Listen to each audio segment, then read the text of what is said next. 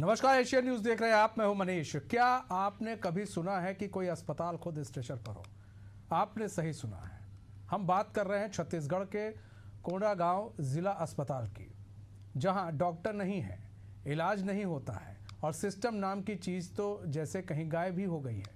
ये तस्वीर है कोंडागांव जिला अस्पताल की, जहां आज स्वास्थ्य सुविधा नहीं है, सिर्फ और सिर्फ बेबसी का बसेरा है। यहाँ मरीज नहीं है, पूरा सिस्टम स्ट्रेचर पर पड़ा है। आपको बता दें कि अस्पताल में इस वक्त एक भी एमबीबीएस डॉक्टर मौजूद नहीं है। 4 डॉक्टर बिना किसी सूचना के नदारत हैं।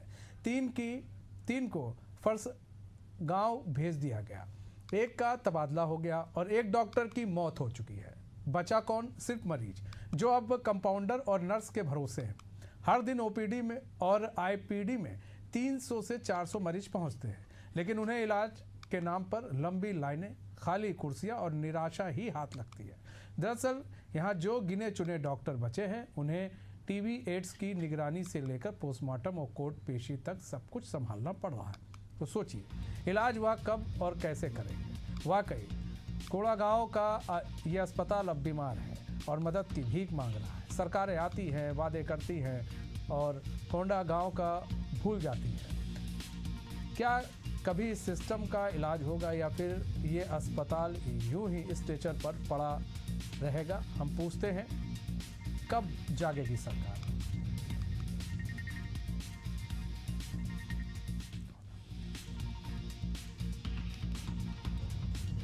अभी वर्तमान में जिला अस्पताल कोंडागांव में 11 रेगुलर चिकित्सक हैं और बांड वाले 6 चिकित्सक हैं।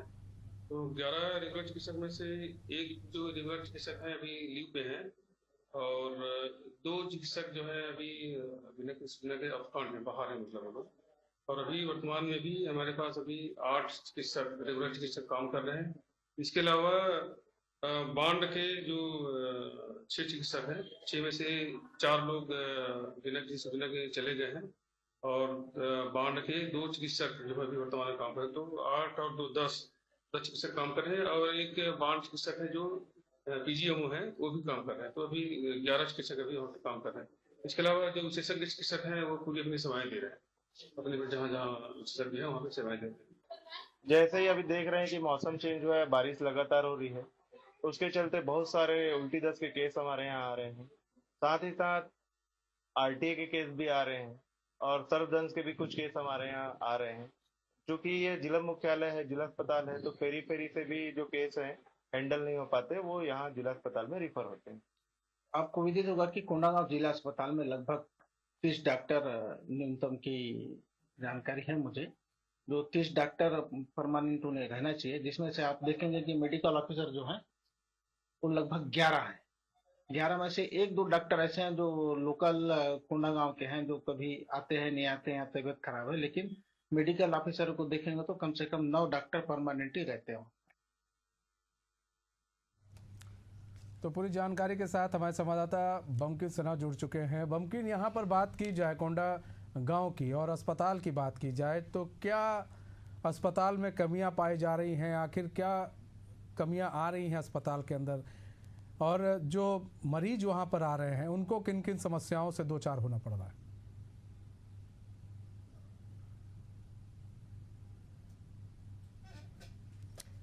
आपका ऑडियो म्यूट है, अनम्यूट कर लें बमकिन।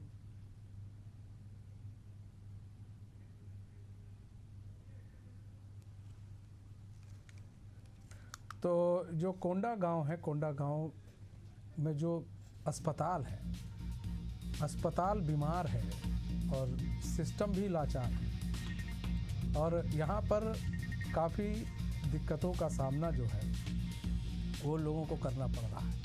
ओपीडी में, आईपीडी में 300 से 400 मरीज पहुँचते, लेकिन उन्हें इलाज के नाम पर लंबी कतारें और खाली कुर्सी ही मिलती है। तो कहीं ना कहीं डॉक्टर की कमी और बहुत सारी दिक्कतों का सामना जो है इस अस्पताल में भी देखने को मिलता है। देखिए, ये तस्वीर है कोंडागांव जिला अस्पताल की, जहां आज स्वास्थ्य सुविधा नहीं है, सिर्फ और सिर्फ बेबसी का बसेरा है। यहाँ मरीज नहीं, पूरा सिस्टम स्ट्रेचर पर पड़ा है। आपको बता दें कि अस्पताल में इस वक्त एक भी एमबीबीएस डॉक्टर मौजूद नहीं है। सबसे बड़ा सवाल है, 4 डॉक्टर बिना किसी सूचना के नदारद हैं। 3 को फरसगांव भेज दिया गया, 1 का तबादला हो गया और 1 डॉक्टर की मौत हो चुकी है। बचा कौन? सिर्फ मरीज, जो अब कंपाउंडर और नर्स के भरोसे है। हर दिन ओपीडी और आईपीडी में 300 से 400 मरीज पहुंचते हैं, लेकिन उन्हें इलाज के नाम पर लंबी लाइनें, खाली कुर्सियां और निराशा ही हाथ लगती है। दरअसल यहाँ जो गिने चुने डॉक्टर बचे हैं, उन्हें टीबी एड्स की निगरानी से लेकर पोस्टमार्टम और कोर्ट पेशी तक सब कुछ संभालना पड़ रहा है। तो सोचिए इलाज वह कब और कैसे करेंगे। वाकई कोंडागांव का ये अस्पताल अब बीमार है और मदद की भीख मांग रहा। तो हमारे संवाददाता एक बार फिर से हमारे साथ जुड़ चुके हैं, फोन लाइन पर जुड़ चुके हैं। बम्किन, बात की जाए कोंडागांव की, कोंडागांव में बने अस्पताल की, यह इस अस्पताल में काफ़ी कमियां पाई जा रही हैं। एमबीबीएस डॉक्टर जो हैं वो छुट्टी पर चले गए हैं। तो इस अस्पताल को देख कौन रहा है और क्या क्या कमियां सामने आ रही हैं? जी, अवस्थाओं की एक लंबी चौड़ी लिस्ट है। कोंडागांव के जिला अस्पताल में साफ सफाई, डॉक्टरों की व्यवस्था और इसके अलावा पेयजल की व्यवस्था और साथ में विद्युत जो आपूर्ति है उसमें भी बहुत सारे सवाल जो है खड़े हो रहे हैं जिला अस्पताल को लेके। सबसे जरूरी जो है एक अस्पताल की वो है दवाइयाँ और डॉक्टर। फिलहाल कई सारे जो डॉक्टर्स है, बॉन्ड के जो डॉक्टर जो नए नियुक्ति किए गए थे वो नदारद है। बहुत व्यवस्था के बाद 2 ही डॉक्टर जो है वो वापस आए। इसके अलावा जो रेगुलर मेडिकल ऑफिसर है वो बिना बताए छुट्टी में चले जाते हैं और उनका अता पता नहीं लग पाता है। कई मेडिकल ऑफिसर की ट्रांसफर लिस्ट भी आ गई है और एक मेडिकल ऑफिसर है जो है वो उनकी मौत हो गई है। इसके अलावा जो लंबे समय से जिला अस्पताल में रेडियोलॉजिस्ट की एक आवश्यकता थी, सोनोग्राफी जैसी कॉमन चीजें वो जिला अस्पताल में नहीं हो पा रही है इस वक्त। जी अच्छा, रेडियोलॉजिस्ट भी नहीं है, ऐसे में तो भाई समस्या तो है कि आखिर अगर किसी को जांच करानी हो तो या तो उसको बाहर जाना पड़ेगा। आपने बताया कि कुछ जो डॉक्टर हैं बचे हैं उन्हें टीबी एड्स की निगरानी से लेकर पोस्टमार्टम और कोर्ट और पेशी तक सब कुछ देखना पड़ता है। तो ऐसे में मरीज जो वहाँ पर आते हैं ओपीडी और आईपीडी में सेवा लेने के लिए, भाई वहाँ पर कि चलो हमारा इलाज हो जाएगा जिला अस्पताल में, तो उनको देखता कौन है? कंपाउंडर देखते हैं कि नर्स देखती है कि डॉक्टर देखते हैं, जब डॉक्टर है ही नहीं तो? ऐसी कुछ निर्मित दिखाई दे रही है।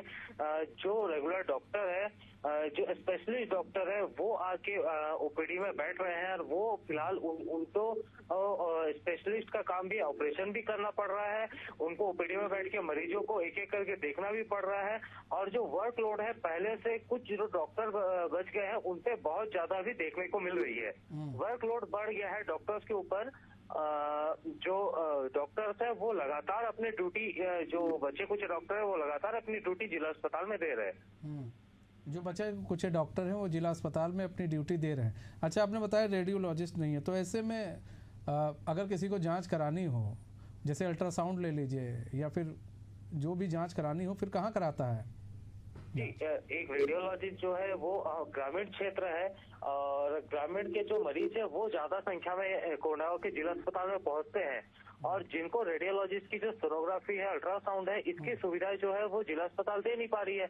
इस कंडीशन में वो कोंडागांव के अन्य जो निजी अस्पताल हैं वहां पहुंच रहे हैं और वहां पहुंच के वो महंगे दामों से जो रेडियोलॉजिस्ट डॉक्टर से अपना सोनोग्राफी और बाकी इलाज करवा रहे हैं। अच्छा, आपने वहाँ पर जो भाई चिकित्सा का जो उच्च अधिकारी हैं, इससे संबंधी अधिकारी हैं, उनसे बातचीत की, उनका क्या कुछ कहना है इस पूरे मामले पर? उनको नहीं दिख रहा है कि अनियमितताओं से अस्पताल घिरा है और कितनी अनियमितताएं हो रही हैं? जो सीएमएचओ, कोंडागांव की सीएमएचओ है और जिला अस्पताल के सीएस है, इनसे भी मेरी बात हुई थी इस विषय पे। दोनों जो है अभी ट्रांसफर होके कोंडागांव के जिला अस्पताल और जिला मुख्य चिकित्सा के रूप में यहाँ पहुंचे हैं उनको जानकारी है इस चीज की, और उनसे जब मेरी इस विषय पे बात हुई तो उनका कहना है कि अति शीघ्र इस जो अव्यवस्था है उसको सुधार दिया जाएगा।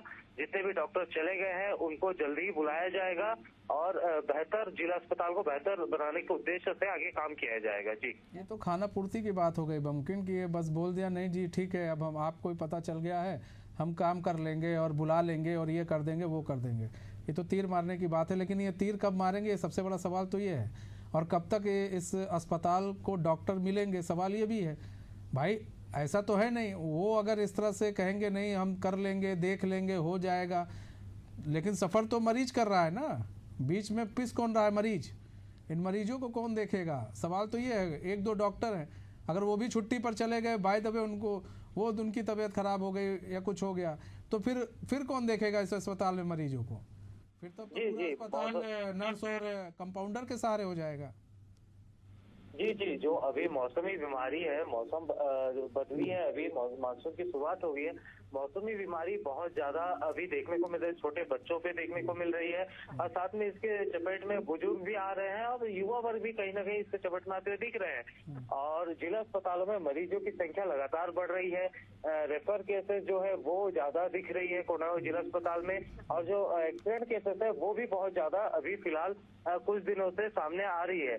ऐसी स्थिति अगर बनी रही तो जिला अस्पताल में के ऊपर जो लोगों का एक भरोसा है वो कहीं ना कहीं कम होते दिखेगा और निजी अस्पतालों की तरफ जो है वो ज्यादा मरीजों का रुझान दिखने वाला है। जी, लेकिन देखिए यहाँ पर मौसमी बुखार चल रहा है भाई, कभी धूप हो जा रही है कभी बारिश हो जा रही है, वायरल फीवर काफ़ी हो रहा है और ऐसे में बड़ी दिक्कत और परेशानी हो रही है। लेकिन देखिए गरीब हैं ये जो यहाँ पर ज़िला अस्पताल आते हैं वो गरीब मरीज होते हैं, तो ऐसे में जब उनको इलाज नहीं मिलेगा, यहाँ पर सहूलियत नहीं मिलेगी तो ये जाएंगे बाहर इलाज कराने जाएंगे, तब तो पैसा भी लगेगा इनका, तो यानी कि सिस्टम इन पर ध्यान नहीं दे रहा है। फिर गरीबों का हाल तो भाई ऐसा तो है नहीं कि उनके पास पैसा होता तो फिर वो जिला अस्पताल क्यों आते। और जैसा कि आपने बताया रेडियोलॉजिस्ट नहीं है तो बाहर जाके उनको सारे अल्ट्रासाउंड जैसे और भी कई सारी जांच उनको बाहर कराने पड़ रहे हैं जो कि महंगे पड़ते हैं। तो गरीबों के लिए अगर इस तरह की चीज़ें हों, सहूलियत ना हो तो फिर इस अस्पताल का क्या काम है। इतना बड़ा अस्पताल जिला अस्पताल बन के क्या करेगा ये। जी, फिलहाल आवश्यकता तो ये है कि शासन प्रशासन दोनों इस चीज पे ध्यान दे कि जिला अस्पताल की स्थिति क्या है और आगे जो है किस प्रकार से डॉक्टरों की व्यवस्था करती है। मेडिसिन, एक और चीज है कि अगर डॉक्टर मेडिसिन लिख रहा है तो 2 मेडिसिन मिल रहा है, बाकी 3 मेडिसिन बाहर से लेना पड़ रहा है यहाँ के मरीजों को। ये एक बहुत लंबे समय से चलते आ रही समस्या है, कोंडागांव के जिला अस्पताल में देखने को लगातार मिल रही है। आवश्यकता है शासन प्रशासन इस पे ध्यान दे और जो है हर जिला अस्पताल में आवश्यक चीजों को जो है हर जगह देखने को मिलता है। मतलब सरकारें तो कह देती हैं नहीं जी आपको उसी अस्पताल में सब कुछ मिल जाएगा और आप वहाँ उसी अस्पताल में आपको दवाई उपलब्ध हो जाएगी, बाहर की दवाई नहीं होगी। लेकिन ये देखा जाता है कि कुछ दवाई ऐसी होती हैं जो लोगों को बाहर से खरीदनी पड़ती हैं और वो काफ़ी महंगे होते हैं।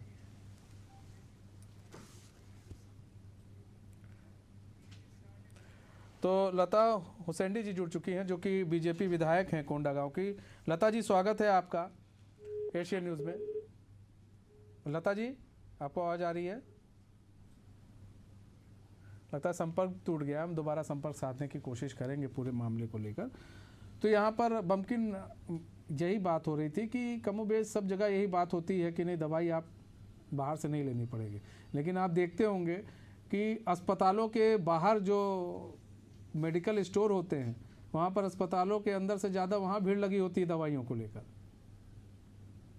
सामने नजर आती है, अस्पताल में अगर दवाई ना मिलेगी तो मरीज मजबूरन बाहर से मेडिसिन लेने के लिए मजबूर है। और ये बात ये है कि बाहर से जो मेडिकल स्टोर के दवाइयाँ है वो मरीज को इतना भारी पड़ता है, इतने महंगे जो दवाइयाँ है वो बाहर में मिलते हैं, बाहर मेडिकल स्टोर में मिलते हैं, उसको कहीं ना कहीं खरीद पाना एक आम जो ग्रामीण है उसके लिए संभव नहीं हो पाता है।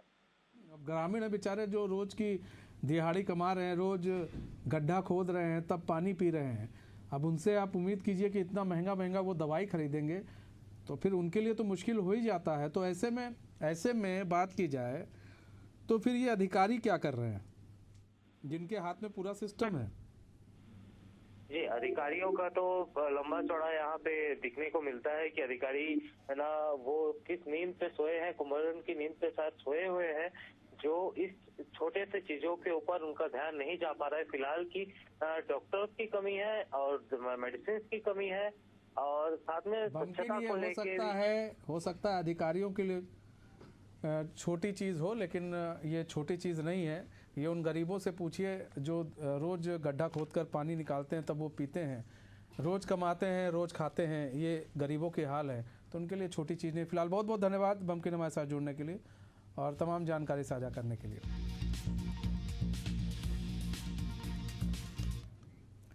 तो मैं इस खास पेशकश में बस इतना ही। मुझे दीजिए इजाज़त। तो खबरों के साथ बने रहने के लिए देखते रहिए एशियन न्यूज़। नमस्कार।